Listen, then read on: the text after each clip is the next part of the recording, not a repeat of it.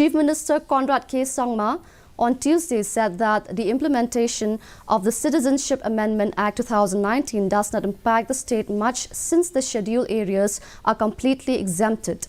Talking to reporters, Sangma said that the act will be implemented only in a small portion of the state, which is non-scheduled areas.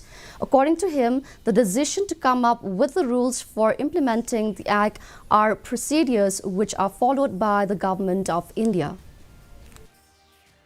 The 6 scheduled areas, are completely exempted from the CAA, and hardly, as I said, we used to say 99%, but it's actually 99.9999%.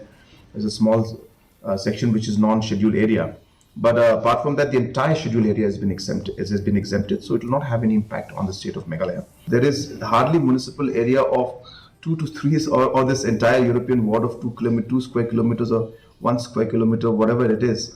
It's really not a big impact. The entire rest of the state is exempted from it. So I think we are looking at that one dot which is there and not realizing that the rest of the 99.999% is not included. That's what is important to note. Chief Minister Conrad K. Sangma on Tuesday has